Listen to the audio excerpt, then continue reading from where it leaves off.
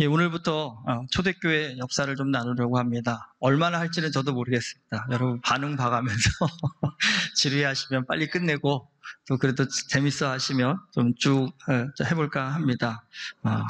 여러분 그런 말 들어보셨는지 모르겠습니다. 역사는 오늘을 비추는 거울이다라고요.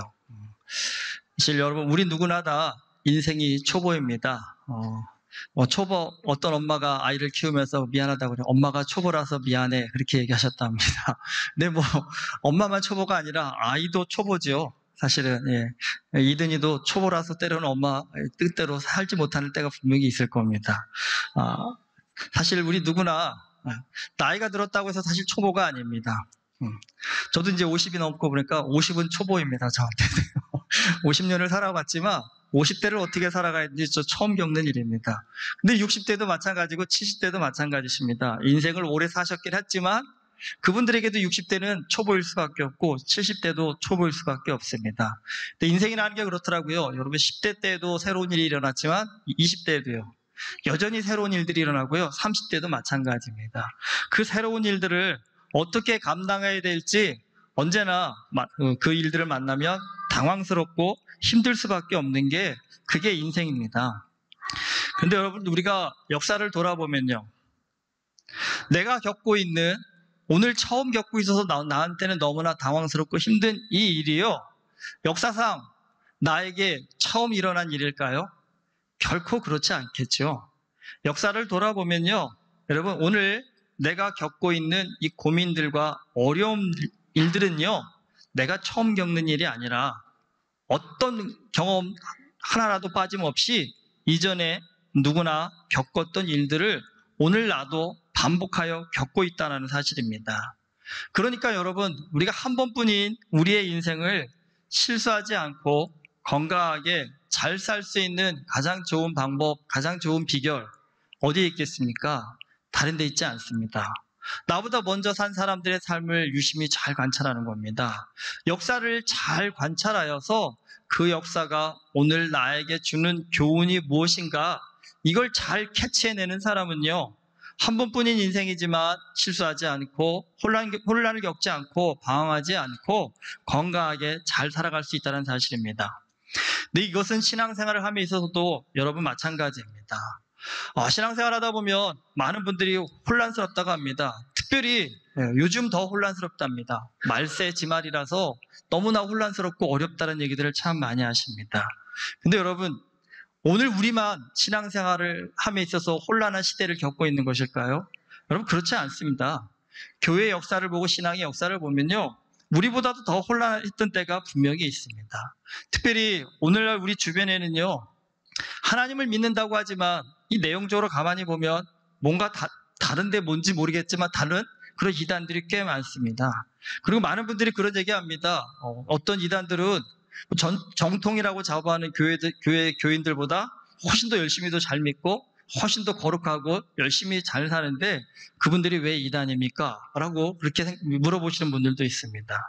근데 여러분 사실 이단은 그럴싸한 것입니다. 사실은요. 그러니까 그 이단을 분별하기 위해서는 이단의 핵심을 보아야 되는데 사실은 핵심이라는 것은 아무나 보는 게 아니죠. 여러분 공부를 누가 잘할까요?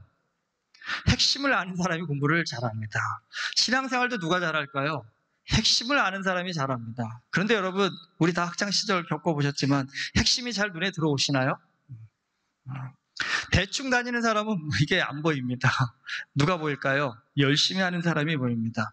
열심도 제대로 열심히 해야 핵심이 보인다는 사실입니다. 그렇다 한다면 오늘 우리 시대에만 이렇게 이단들이 많았을까요? 아니요, 그렇지 않습니다, 여러분. 기독교 역사 가운데 이단은 항상 있었고요. 어떤 시대에는 우리 시대보다도 훨씬 더 많은 이단들이 교회를 괴롭히고 어지럽혔 때가 분명히 있었다는 사실입니다. 그렇다 한다면 그 이단들을 우리는 어떻게 바라봐야 되고 어떻게 대처해야 될 것인가? 그럼 이거 간단합니다. 교회 역사 잘 배우시면 됩니다. 역사 잘 배우시면 이단 때문에 너무 힘들어요, 혼란스러워요 그렇게 말하실 필요 없습니다. 또 한 가지 요즘 저도 목사지만 밖에 나가서 사람을 만나거나 가끔 그런 얘기들을 많이 하십니다. 요즘은 목사님들이 하도 너무 다른 얘기들을 해서 누구 말을 믿어야 될지 모르겠답니다. 특별히 요즘 한국에도 유명하신 목사님 있죠. 교회와 정치는 하나다 그러면서 현실 정치에 적극적으로 개입하시는 목사님들이 있습니다. 근데 한편으로는 또 어떤 목사님들은 교회는 정치와 거리를 두고 영적인 일에 집중해야 된다라고 그렇게 말씀하시는 목사님들도 있습니다. 그런데 그 목사님들이 다 초보 목사님들이 아니라 다 연륜이 있으신 한국교회에서 그래도 지도자로서 인정받으시는 그런 목사님들이 상반되는 주장들을 내놓으시니까 솔직한적으로 좀 우리가 보기에는 누구 말을 믿고 따라야 될지에 대해서 분별하기가 굉장히 어렵고 힘들 그런 상황들을 우리가 굉장히 많이 겪고 있습니다. 근데 여러분, 이 문제에 대한 답도요, 교회 역사를 돌아보면 분명하게 나옵니다. 교회 역사 상황에서 이 교회와 정치가 어떻게 결부되어졌고 교회는 정치에 어느 정도의 선을 두고 살아야 되는지에 대해서 분명한 역사의 답을 주고 있습니다. 답이 뭐냐고요? 네, 앞으로 하면서 좀 말씀을 드리겠습니다. 여기서 다 말씀드리면 재미없으신가요? 근데 이제 그러면 모든 게 다 역사의 답이 있다고 한다는데 그러면 뭐가 문제일까요? 뭐가 어려운 문제일까요? 예, 역사 공부하는 일이 쉬우면 이게 어려운 일이 없습니다. 근데 역사를 공부하는 일이요, 굉장히 많은 수고를 요하는 일이라는 사실입니다. 그러니까 신학에도 여러분 여러 분야가 있습니다. 뭐 조직신학도 있고 성서신학도 있고 교회사도 있고 실전신학도 있는데 사실은 많은 사람들이 제일 안 가는 분야, 그게 어디냐면 교회사입니다. 그러니까 교회사가 되게 어렵습니다. 사실은 이게 하나하나 따지고 들어가다 보면 진짜 누구 말대로 머리 터질 것 같다고 할 만큼 굉장히 어려운 분야이기도 합니다.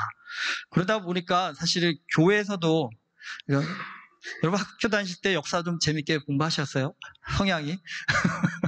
나 재밌었다 하면서 대부분 다 별로 재미없으셨을 거예요.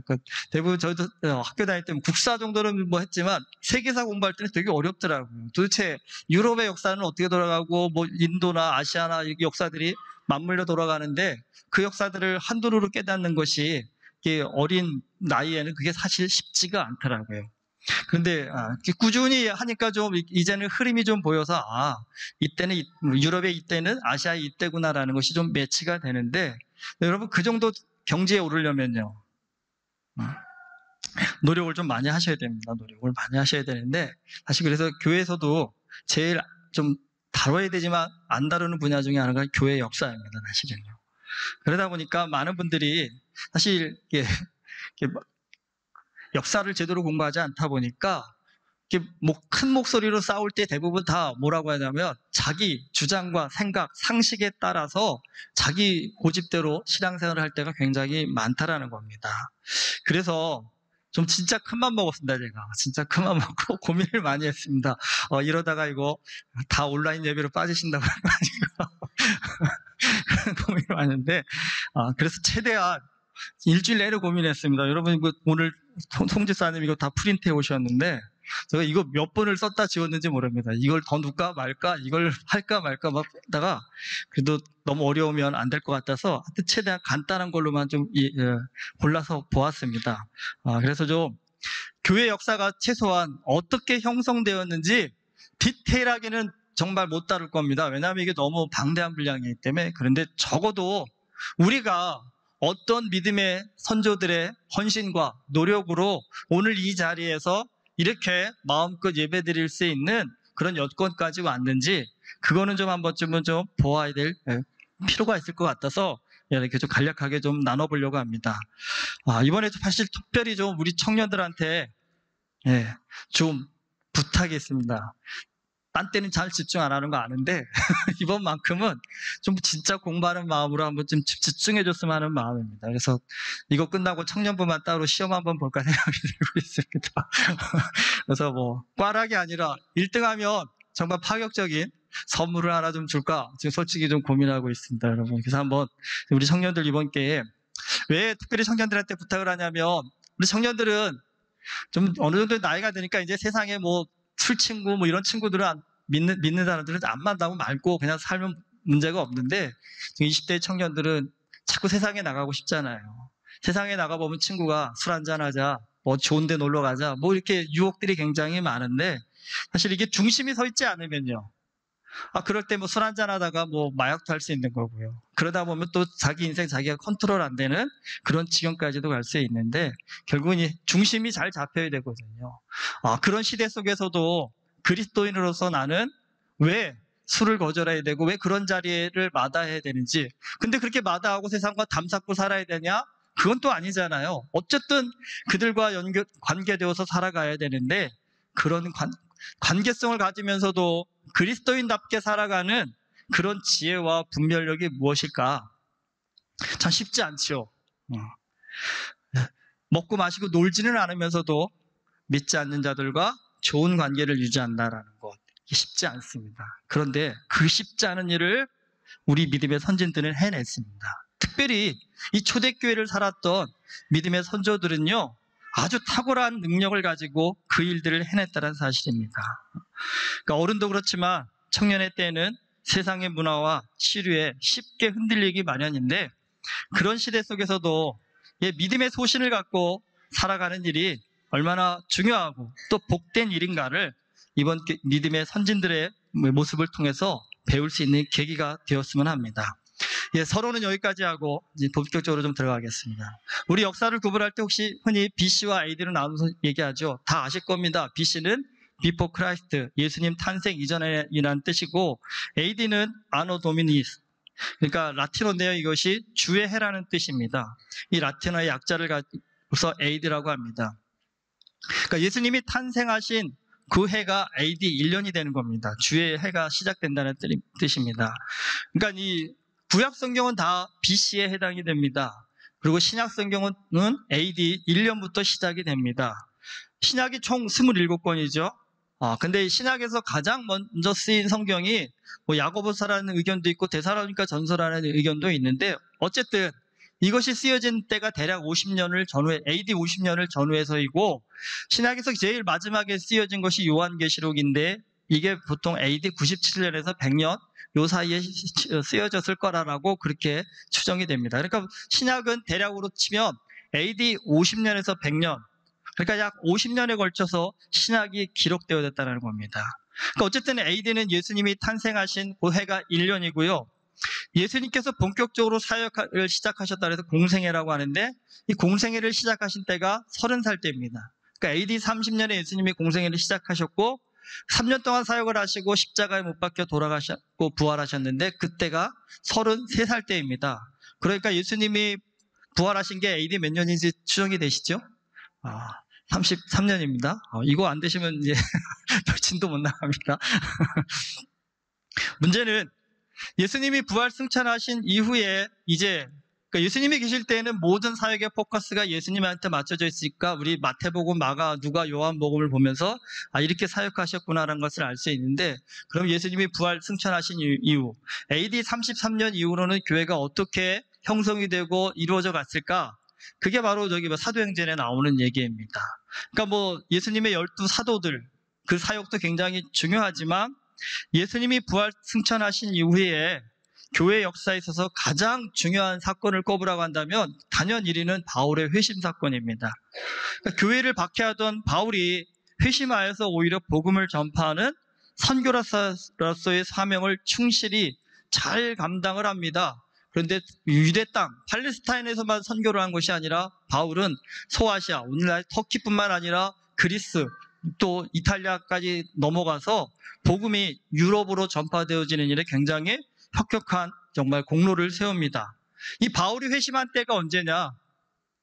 정확하게는 나와 있지 않지만 대략 AD 34년에서 35년경. 그러니까 예수님이 부활 승천하신 이후로 한 1, 2년 그 사이에 바울이 회심했을 거라고 봅니다.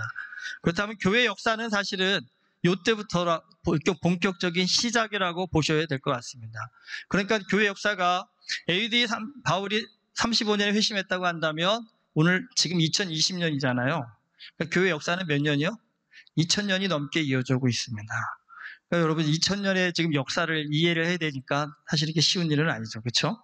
그리고 지금 200년 전에 누가 살다 간지도 가물가물한데 2000년에 누가 살았는지 그게 나랑 무슨 상관이야 생각할 수도 있겠지만, 그래서 우리 PPT 한번 띄워주세요. 드린 자료도 있지만 교회 2000년을 보통 이게 세 단계로 나누어서 얘기합니다. 그러니까 초대교회, 중세교회, 근대교회 그렇게 얘기합니다.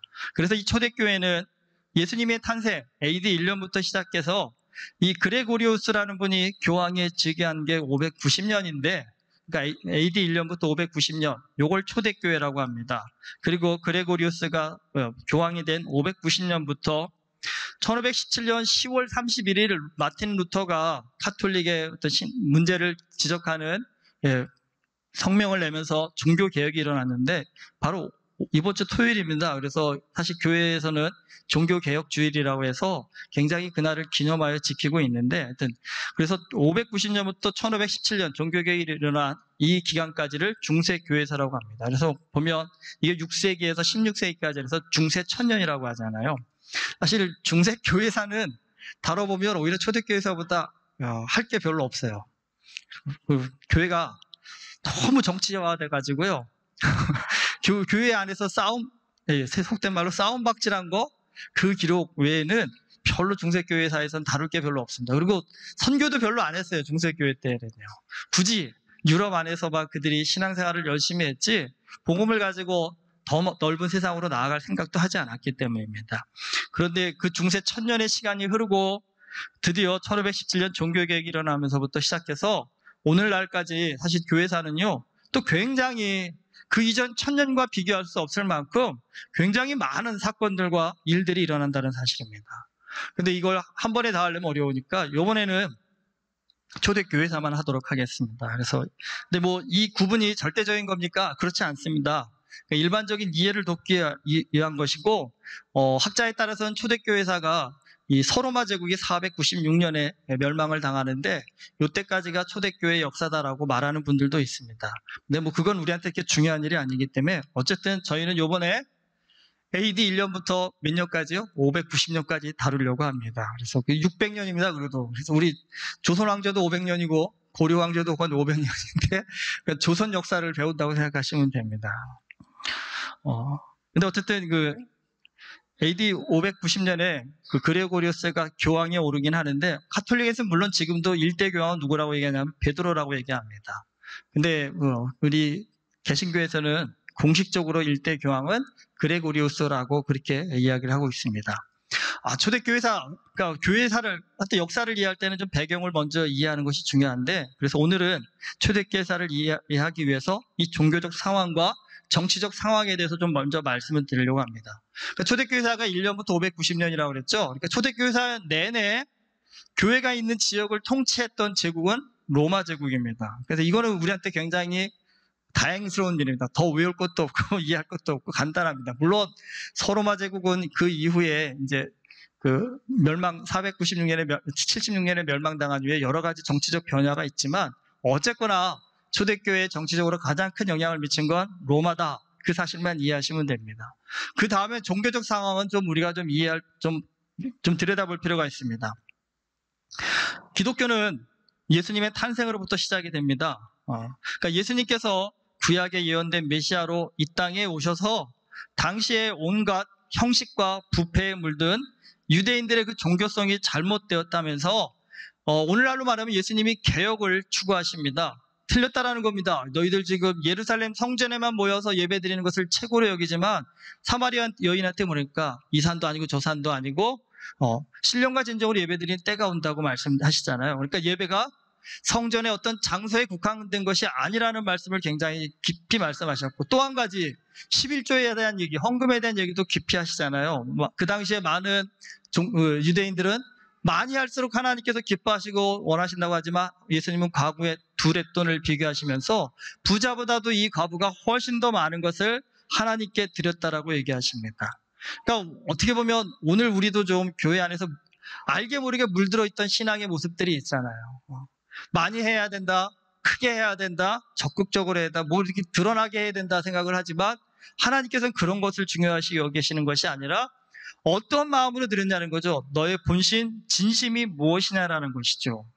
어쨌든 예수님은 이 그 본신, 진심의 참됨을 회복하고자 하는 어떤 종교 개혁을 일으키신 겁니다, 사실은요. 근데 여러분, 개혁에는 언제나 반발이 뒤따르게 되어 있습니다. 그러니까 개혁을 하면 제일 피해를 보는 사람은 일반 서민들이나 대중들은 그렇게 피해보지 않습니다. 높이 이미 기득권을 갖고 있는 기득권층이 피해를 보게 되어 있죠.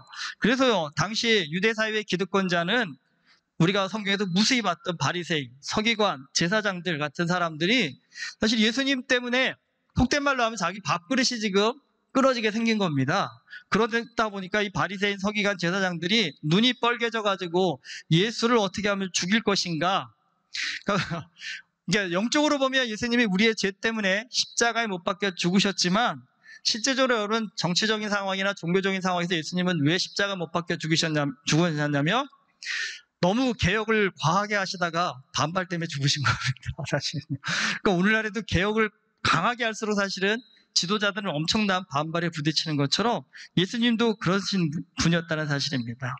하지만 중요한 것은요, 개혁은 시작할 때는 사실은 큰 성과가 없어 보일 수는 있지만 그 예수님께서 던주신 그 화두요, 참된 신앙이 무엇이냐, 정말 하나님 잘 믿는 것이 무엇이냐, 이 질문이 그 당시까지 많은 유대인들은 신앙생활을 했지만 다 어떻게 했냐면, 오늘하고 똑같아요. 교회 가니까 목사님이 그래, 유명하신 목사님이 그렇게 얘기했으니까 그냥 그 말 듣고 가야지 라고 이렇게 유대인들도 신앙생활을 하다가 예수님이 나타나셔서 참됨이 뭐냐, 본질이 뭐냐, 이걸 주제를 던져주기 시작하면서 유대 사회 안에서도, 유대인들 안에서도 잘 믿는 것이 뭔지, 진짜 믿는 것이 뭔지, 참된 신앙이 뭔지에 대한 고민들이 일어나기 시작했다는 사실입니다. 여러분, 역사라는 것은 사실은 그런 고민들을 하는 아주 작은, 지극히 작은 개인들의 힘이 모아질 때 큰 변화가 일어나게 되는 것입니다. 그러니까 예수님의 12제자들이 그러한 사역을 뒷받침하면서 유대 사회 안에서 새로운 종교개혁의 원동력을 일으키기 시작합니다. 당연히 그것을 못마땅하게 하는 유대인들은 여전히 기독교인들을 박해를 합니다. 그래서 사실은 유대 사회가 기독교를 박해를 했지만 지속적이지는 않았습니다. 그러니까 계속 뭐라고 하다가 그래도 말 안 들으니까 그래, 너는 너, 나는 나식인 겁니다. 그래서 기독교인들은 기독교인들대로, 유대인들은 유대인들대로 각자 믿고 싶은 바대로 믿자라고 해서 좀 갈라서게 됩니다. 사실은 그래서 기독교는 엄밀히 말하면 유대교에서 나왔습니다. 하지만 뿌리는 유대교에서 뒀지만 이제 2000년이 지금 지난 상황에서 기독교와 유대교는요, 뿌리는 같지만 완전히 다른 나무가 되어버렸습니다. 다른 열매가 되어버렸습니다. 그래서 많은 분들이 기독교나 유대교나 똑같은 거 아닙니까? 그렇지만 그렇지 않습니다, 여러분. 기독교와 유대교는 다릅니다. 굉장히 많이 다릅니다. 그러니까 특별히 신앙생활을 함에 있어서도 굉장히 다릅니다. 그런데 여러분, 다른데 우리 안에도요, 유대교적인 요소가 굉장히 많습니다, 사실은. 그 대표적인 게 뭔지 아십니까? 제가 어릴 때만 해도 교회 여기 강대상이라고 했습니다. 그래서 여기는 아무나 못 올라왔습니다. 그렇죠? 저 어릴 때만 해도 특히 여자 권사님들도 못 올라오셨습니다. 연세 많으신 목사님께서 어디 강대상에 여자가 올라오냐면서 못 올라오게 하셨고, 애가 거기 모르고 올라갔다고 그날은 목사님한테 되게 소상 치르는 날입니다. 제 기억에도 왜 이렇게 어릴 때 목사님들이 무서웠는지 모르겠어요. 근데 하여튼 물론 그분들이 강대상을 거룩하게 여기고 귀하게 여기는 마음은 중요하지만, 여러분 성경적으로 볼 때 정말 강대상이 그렇게 해야 될 만큼 정말 거룩한 장소일까요? 여러분, 사실 기독교적 가치에서는 그렇지 않습니다. 근데 이건 어디서 온 걸까요, 그러면요? 사실 유대교적 가치에서 온 겁니다, 사실은요. 그리고 예전에 우린 그렇죠. 여자는 권사님만 하고 장로는 남자들만 하는 게 보통 일반 교회의 어떤 그 관례였습니다, 사실은. 근데 이제는 뭐 다 그것이 무너져서 여자분들도 요즘은 장로를 참 많이 하시고 계신데요. 이것도 사실은 대부분 보면요, 사실 뭐 유대교적인 관례이긴 하지만 이게 한국의 전통적인 어떤 보수적인 관점이 유대교랑 맞아 떨어지는 부분이 있기 때문에 이게 한국 교회 안에서 일반적으로 용납이 되고 수용이 되었던 것이거든요. 그래서 여러분, 기독교는요, 초대교회는 솔직히 남자 여자의 구별을 두지 않았습니다. 그러니까 초대교회 사실은 핵심적인 그 교회 리더들을 보면 여자분들이 굉장히 많았다는 사실입니다. 어쨌든 좀 우리가 우리 안에 갖고 있는 좀 거룩하고 전통적인 가치들이 정말 말씀에 부합한지에 대해서는 좀 많이 고민해보고 생각해봐야 됩니다. 근데 뭐 사실 이거는 좀 부수적인 거고, 그렇다면 유대교와 기독교의 절정적인 차이는 뭡니까? 이거 한 가지만 딱 드시면 여러분 그 차이는 분명해집니다. 예수님을 그리스도로 보느냐 아니면 신성모독자로 보느냐, 이 차이입니다. 그러니까 기독교는 구약에서 하나님께서 메시아, 선지자를 보내실 것이다라는 그런 무수한 예언들이 있잖아요. 그 예언의 성취가 누구에게? 예수 그리스도로 말미암아 성취되었다라고 믿는 게 기독교입니다. 근데 유대교는요, 아직도 그 메시아는 오시지 않았다라는 겁니다. 그러면 예수는 누구냐? 바로 하나님의 아들로 자칭하여서 신성모독한 자로 십자가에서 처형을 당한 죄수에 불과하다는 사실입니다. 그러니까 이런 관점의 차이 때문에 유대교와 기독교가 굉장히 다른 길을 갈 수밖에 없었고, 특별히 그 초대교회 당시에도 유대 사회에서 이 기독교인들은 소수였는데, 이 소수파가 자꾸 유대 다수파가 얘기하는 얘기를 따르지 않기 때문에 엄청난 박해를 받을 수밖에 없었습니다. 그 다음에 또 중요하게 봐야 될 것은, 초대교회는 사실 트러블 메이커였습니다. 여기 가도 욕을 먹고 저기 가도 욕을 먹고, 그러니까 너희는 왜 이렇게 좋은 말로 하면 독특한 거고 나쁜 말로 하면 왜 네 멋대로냐는 겁니다, 사실은요. 그러니까 초대교회 교인들은 유대인들로부터만 박해를 받은 것이 아니라, 여러분 사도행전 19장에 보면 바울이 에베소에 가서 복음을 전하죠. 그러면서 바울이 뭐랍니까? 그 에베소 사람들이 목숨 걸고 섬겼던 아데미 여신, 그 여신조차도 우상에 불과하다면서 예수 그리스도를 믿으라고 그렇게 복음을 전합니다. 그랬더니 아데미 여신 신상을 만들던 그 장사꾼들이요, 저 바울 때문에 우리 밥줄 끊기게 생겼다고 해가지고 군중들을 성동해가지고요, 그냥 바울을 돌로 쳐 죽이려고 엄청나게 군중이 모여드는 그런 장면들이 나옵니다. 근데 여러분, 이 시대에 비단 에베소에서만 바울이 그런 일을 당한 것이 아니라 가는 도시마다 그런 일들을 당하는데, 그 이유는 다 이방 종교 때문에, 이방 종교의 어떤 종교 지도자들 때문이었습니다. 그런데 그 당시 이방 종교들의 특징이 있습니다. 각자 다 많은 신들을 섬겼지만 그 특징 중에 하나가 뭐냐면 여러 신을 섬기는 다신론자들이었다는 겁니다. 그러니까 이런 다신론이 기독교는 잘못된 것이라고, 하나님 한 분만 섬기라고 아주 강력하게 주장하였다는 겁니다. 그러니까 이방 종교 사람들에게 당연히 기독교인들은 미움을 받을 수밖에 없었고, 특별히 여러분 더 미움을 받은 이유는 뭐냐면, 여러분 다신론, 그러니까 오늘날에도 사실은 다원주의라고 해서 굉장히 다종교 사회에 우리가 살고 있기 때문에 다른 종교 속에서 우리가 어떻게 살아가야 될지에서 혼란이 많은데, 여러분 다신론을 믿는 이방 종교의 특징이 뭐냐면요, 도덕적으로 굉장히 타락했다라는 겁니다. 그래서 이 당시 기독교인들이 왜 그렇게 욕을 많이 먹었냐면, 이 당시에 이방 그 종교들의 이 제사의 특징은 좋아하실 분도 있을 거예요. 부어라 마셔라 코가 삐뚤어지도록 즐겨라 합니다.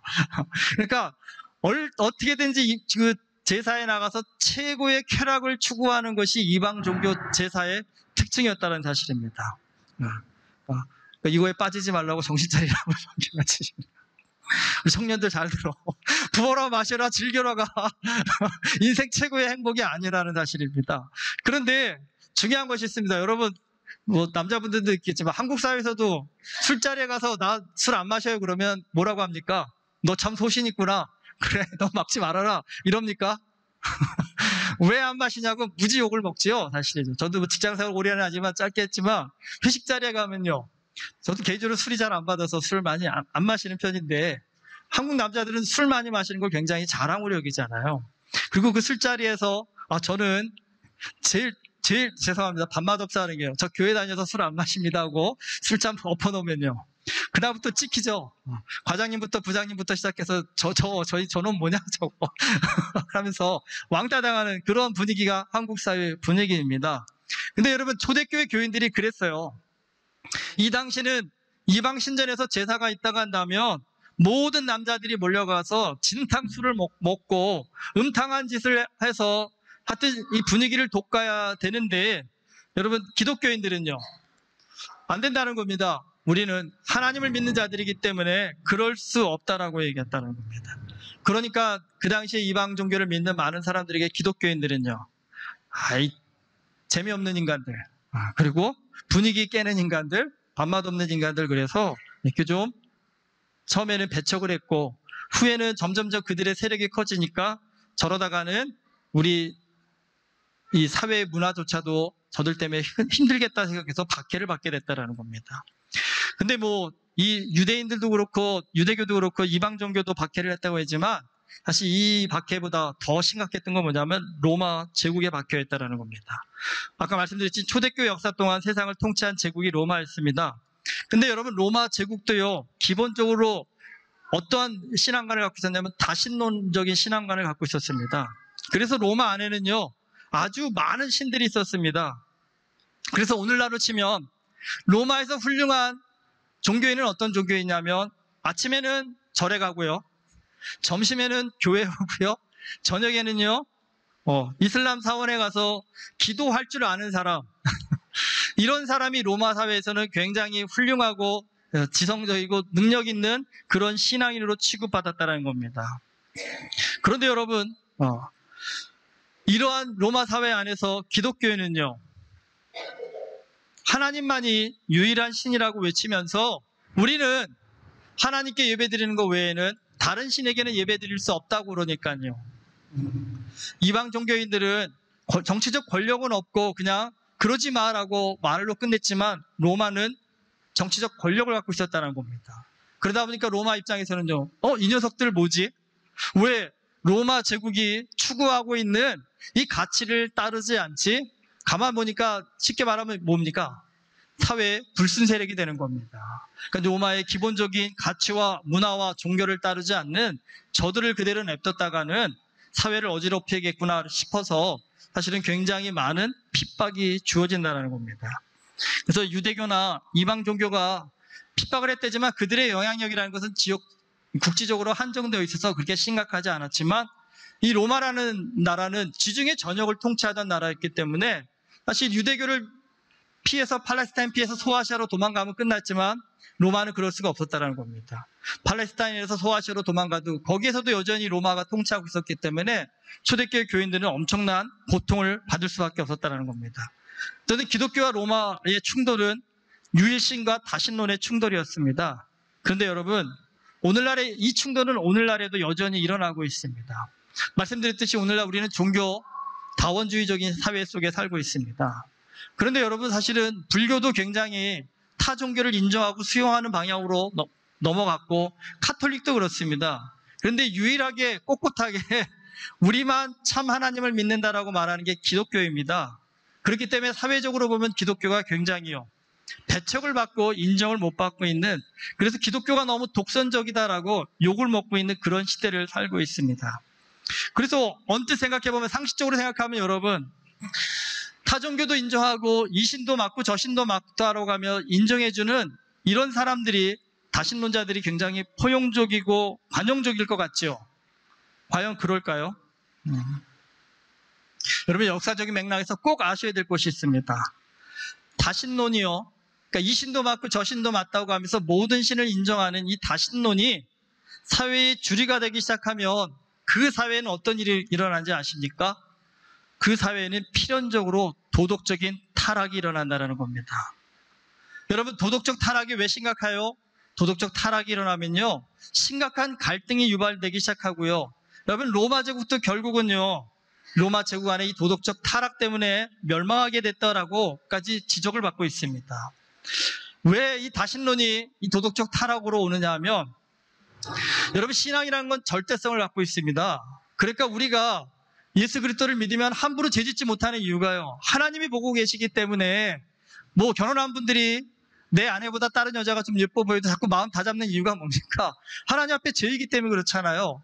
여자분들도 마찬가지죠. 그런 유혹이 올 때 그런 유혹에 쉽게 넘어가지 말아야 될 이유가 하나님을 믿는 자이기 때문에, 하나님께서 그러지 말라고 하셨기 때문에 그 절대성을 갖고 그 신앙을 우리의 어떤 유혹을 버텨나가는데, 여러분 영적으로 이 신도 좋고 저 신도 좋다라고 한다면 그건 필연적으로 어떻게 이어지냐면요 결혼한 남자가 이 여자도 좋고 저 여자도 좋다라고, 결혼한 여자가 이 남자도 좋고 저 남자도 좋다라는 식으로, 아니 뭐 신도 내 마음대로 취사 선택하는데 여러분 뭐 이성에 대해서는요 당연히 쉽게 무너질 수밖에 없습니다.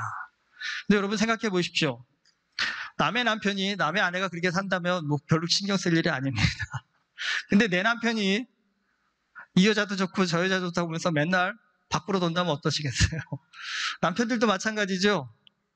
내 아내가 이 남자도 좋고 저 남자도 좋다면서 밖으로 놔둔다고 한다면, 아하, 포용적이고 관용적이어야 되니까 나는 다 수용할 거야.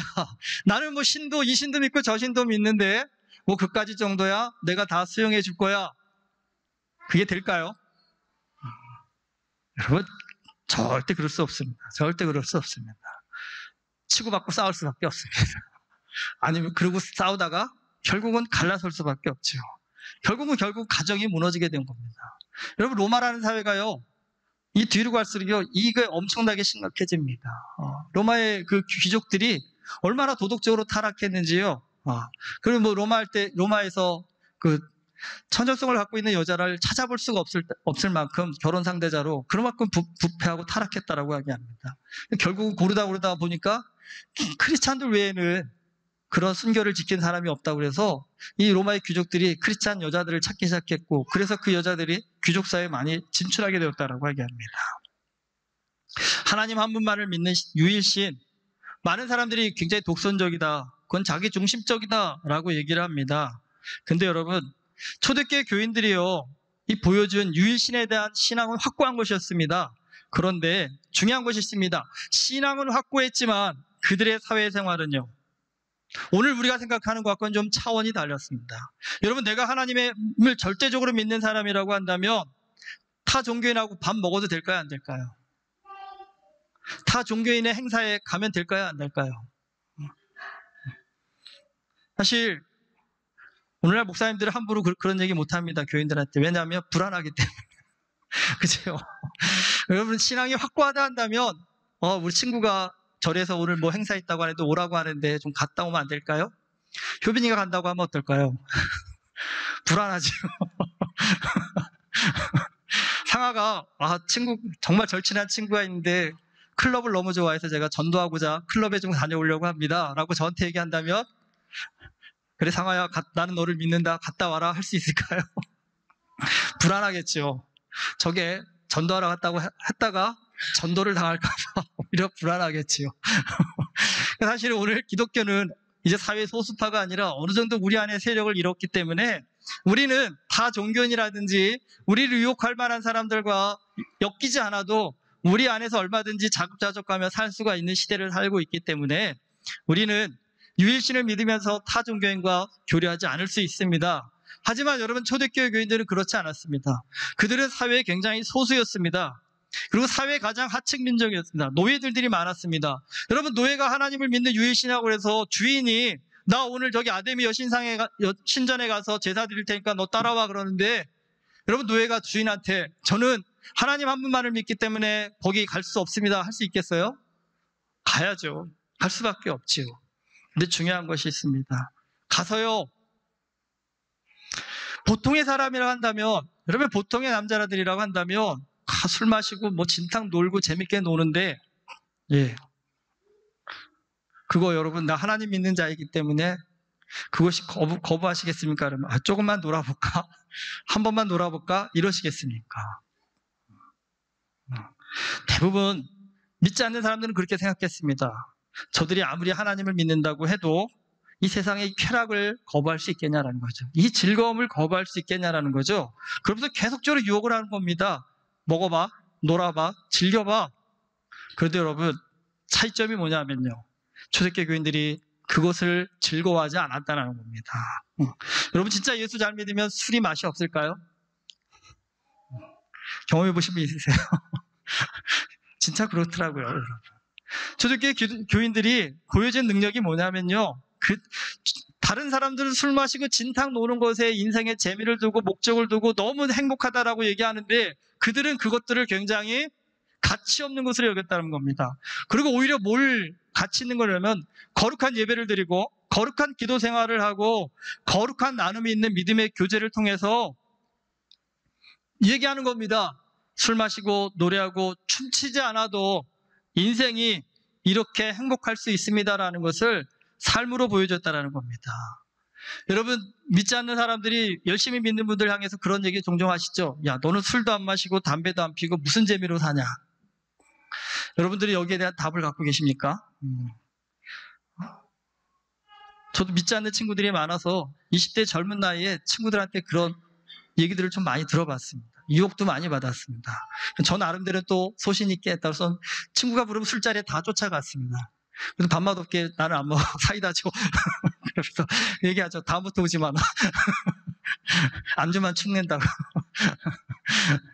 근데 여러분, 그 친구들이 할 때, 저도 20대인데, 저렇게 마시고, 뭐, 여자들하고 재밌게도 놀고, 놀러도 가고, 주일마다 어디도 간다고 하는데, 주일마다 교회 가야 되니까 그런 자리에 못 갈 때, 좀 부럽기도 했습니다.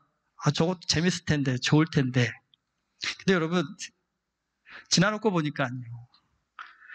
여러분 주변에 보실 거 아니에요? 젊어서 정말 먹고 마시고 즐기고 정말 재밌게 논 친구들 20년 후 30년의 삶을 한번 보십시오. 지금도 그렇게 즐겁게 먹고 마시고 놀면서 사나요? 제가 관찰한 바로는 그렇게 먹고 마시고 즐기고 논 친구들 친구에 지금 제정신 가지고 건강하게 살고 있는 친구 없더라고요. 다 어디선가요? 인생을 참 괴롭고 힘들고 어둡게 살아가고 있다는 거 분명합니다. 그러니까 우리 청년들 꼭 기억해요. 먹고 마시고 즐기고 놀다 보면 20년 후에 어떻게 된다고요? 여기 있는 분들 만나기 어려워질 만큼 피폐해질 수 있어요. 유혹에 넘어가시면 안 됩니다. 근데 여러분, 믿음의 삶이라는 것은요, 젊어서는 참 많은 제약을 받고 손해를 받고 어려움을 겪는 것 같은데 살수록요 소망이 생기고 기쁨이 생긴다는 겁니다. 여러분, 젊은 날에 연애 많이 한 친구들이 연애 박사라고 연애 상담 많이 해주잖아요. 우리 청년들한테 꼭 해주고 싶은 얘기 있어요. 연애 많이 한 친구한테 연애 상담 받지 마세요. 그렇게 연애 많이 한 친구 치고 건강한 가정 이루고 사는 친구 못 봤습니다. 쫓겨났든지 깨졌든지 어쨌든 힘들게 살고 있습니다. 진짜 연애 잘하는 사람 누군지 아세요? 한 사람을 깊이 사랑할 수 있는 사람입니다. 여러분, 사랑의 가치를 진짜 아는 사람이요, 여러 사람 만나가지고 나는 많은 여자 만나봤어, 많은 남자 만나봤어, 이 사람들이 사랑을 알까요? 아니요. 쾌락을 알고 즐거움은 알지 모르지만 사랑이 뭔지 모릅니다. 근데 여러분, 진짜 사랑을 아는 사람은요, 평생 한 사람에게 포커스를 맞추고 그 사람에게 헌신하고 집중하는 사람에게는요, 사랑이 뭐야 그러면 때요, 가슴 깊은 곳에서 쏟아져 나오는 진리의 사랑의 얘기들이 있습니다. 사람이요. 똑같습니다. 여러 신을 섬기고 만나고 알면 지식이 높아지고 능력이 많아지고 포용력이 많아질 것 같지만 그렇지 않습니다. 여러분, 하나님 한 분만을요 진심으로 사랑하고 섬길 수 있는 그 사람이 믿음이 뭔지를 알고요, 신앙이 뭔지를 알고요, 사랑이 뭔지를 안다는 겁니다.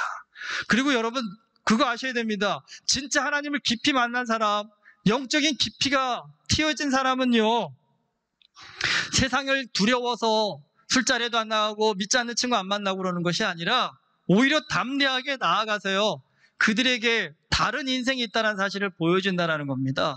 초대교회 교인들이 우리랑 남달랐던 모습이 바로 그것이었습니다. 우리는 교인들이 어디 다른 데 나가면 저거 넘어가면 어떻게, 다음부터 교회 안 나면 어떻게, 이렇게 걱정하고 불안해서 꽁꽁꽁 교회 안에만 가두었지만 초대교회는 그렇지 않았다는 겁니다. 가둘 수도 없었고, 교회 와서 예배는 드렸지만 그들은 또 다시 예배를 마치고 나면 정말 무수한 유혹과 고통이 있는 치열한 삶의 현장으로 나가야 되는데, 여러분, 그들을 내보내는 것이 하나도 걱정스럽지 않았다는 거죠. 두렵지 않았다는 거죠. 왜요?